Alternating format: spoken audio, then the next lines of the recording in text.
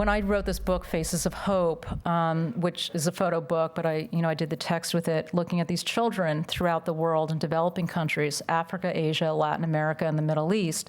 Marian Wright Edelman, this incredible woman, head of the Children's Defense Fund, hope you're out there, wrote the foreword for this book.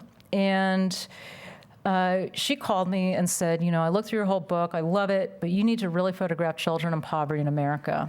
And I said, let's do it. So we collaborated, and for a year, I went around the United States, and I photographed poverty in America, which blew my mind. It, when you see it in other countries, there's, you can't help but be emotionally involved, but there's something about seeing it in our own country that you're like, how can this happen, But this was at a powwow on a Navajo reservation, and the children were so, ingrained. They're really trying to ingrain the culture in them, and very celebratory and in their traditional clothing, and trying to keep them, abreast of their culture and their ways, and then going home with them, seeing how they actually lived. And this is on an old school bus in the dead of winter with no electricity, no water, no heat, and then in the Hogans, the same thing, these sort of, traditional homes. And there's kind of this, I think, false idea that, a lot of Indians are making this money from gaming or whatever, but they're, so many of them, they don't even have the ability to work. It's no longer a pastoral culture, so they have to go into cities to find work. So many of them are living in these sort of old hotels, or they don't have a way that they can get back and forth from the reservation. One of the Hogans here.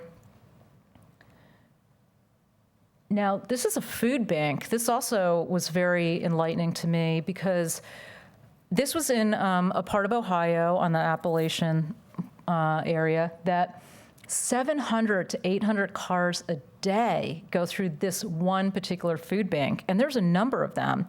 And I had no idea that food banks worked on that level, that this was the only way that people in this country were going to eat. And this is they're getting baby food, but unfortunately, a lot of the food is processed and not good food, and it's causing, these people can't get good food. So even the social workers are bringing McDonald's coupons, so they're getting not good nutrition. And I just can't believe that it's on this level. So the food banks need to be really, really supported, or the kids. I couldn't believe how many kids just were not getting food.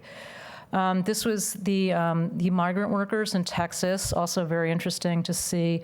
They're a great source of our economy. And there's actually a whole band in the Rio Grande Valley of where the many Mexicans are living that are given legal status to live on American soil. Then they have children that are born as American that then give their parents American citizenship. Rather than the parents giving their kids citizenship, the kids are given the parents' citizenship. Again, they have no water. They go to a well, like a well where they have to fill jugs to get water on these colonias. This girl on the right is suffering from clinical depression. And I just couldn't believe what these kids had. Like, all these acronyms I had never heard of, but, ADD, HDD, depression. I photographed a little 8-year-old boy that had tried committing suicide. I photographed a mother she had just tried committing suicide because she can't buy food and shoes for her kids. And I thought, this is appalling in our own country. A mother, raising her kids is in Appalachia. It's no longer, these Dorothea Lange days where, they're living in these shotgun shacks. Poverty in America is like a single mother trying to raise 3 kids on $4.25 an hour while working at a strip mall and a Wendy's. And that's kind of what it's like, just trying to keep it together.